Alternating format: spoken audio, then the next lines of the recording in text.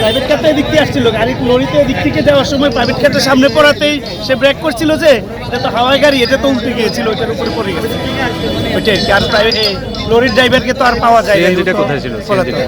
সিএনজিটাও U turn নিচ্ছিল, সিএনজিটা U turn নিতে গিয়ে লরির যে সামনের অংশটা ওইটা সিএনজির উপরে পড়ে গিয়েছিল। সিএনজি যারা ছিল তারা আহত হয়েছিল।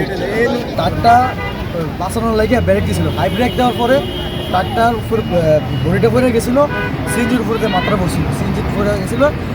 একজন লোক একবার আহত হয়ে গেছিল, আমরা টাইম নিয়ে উদ্ধার করছি। আর প্রাইভেটটা যে নিচে পড়ছিল এটা 4 জন মারা গেছিল। এটা দোষ ছিল প্রাইভেটকে উল্টা হতে আসছিল। আর ট্রলি গাড়িটা ব্রেক দিয়ে কন্ট্রোল করতে পারছে না, বডিটা পড়ে গেছে। বাচ্চা বৃদ্ধ সবাই মারা গেছে একসাথে। আমরা শোকাহত, কুমিল্লার মানুষ সবাই শোকাহত। সারা বাংলাদেশের মানুষ জানে এখানে একটা মৃত্যুর ফাঁদ হিসাবে পরিচিত হয়েছে। এই যে ইউটিউবের লাখ লাখ কোটি কোটি টাকা দেখা গেছে স্লো হয়ে গেছে, কাজ হচ্ছে না, এই জন্য কিন্তু এমনকার এখানে অ্যাক্সিডেন্ট হয়েছে। এখন এই অ্যাক্সিডেন্ট থেকে বাঁচাতে হলে দ্রুত, নইলে ইউটিউবের কাজ করো। আর সবচেয়ে ভালো আমার লোক সাক্ষী সহকারে বলছিল, আমাদের যে হয়তো মেয়র ছিল উনিও বলছিল যে আমাদের এই বিশ্ব রোডে দিয়া যে আন্ডারপাস একটা করে দিলে দক্ষিণের মানুষ নিবিড়ে যাইতে পারবো, অনায়াসে উপর দিয়া ঢাকা চট্টগ্রামে গাড়ি যেতে হবে। এই কাজগুলো কিন্তু হচ্ছে না।